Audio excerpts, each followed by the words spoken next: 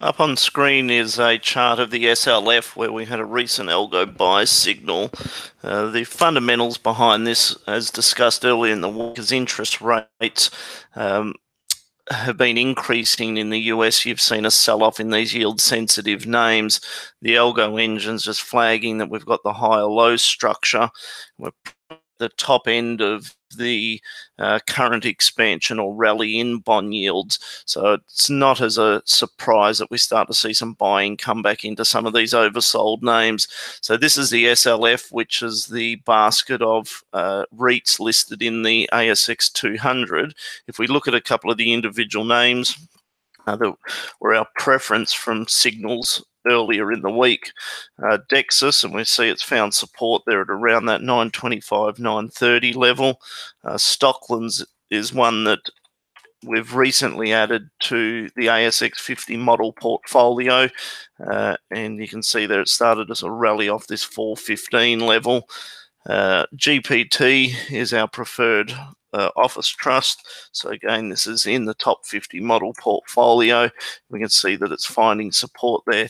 Now, in the case of GPT, we think we're best off, or investors are best adding a covered call strategy over that to enhance the return.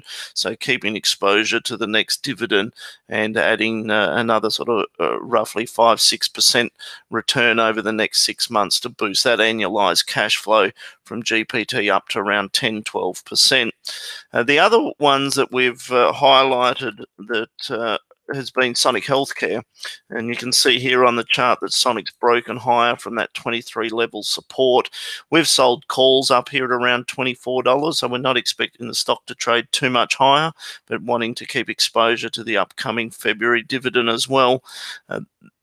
IVC was another name that we've mentioned on the blog this week, and we can see there that the strong performance of stocks put on about 60 cents in the last day or two. If we look at sort of where the support or the initial buying interest, 450, so from there it's put on $1.30. Could see InvoCare trading up to around 16.50 coming into the earnings result.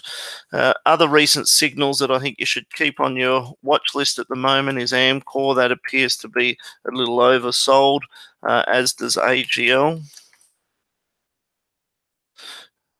AGL is one where it should be complemented with a covered call. So we've been selling calls up at around the 25 level, again keeping exposure to the upcoming dividend. AMP is performing well. I'll just draw your attention to that.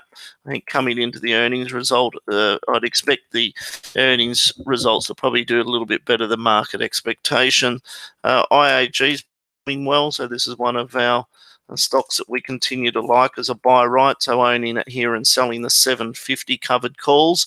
And just finally to look at one of the signals that we've commented on the blog, and we're just starting to see some buying interest come back into CIMIC today. Thank you for listening in.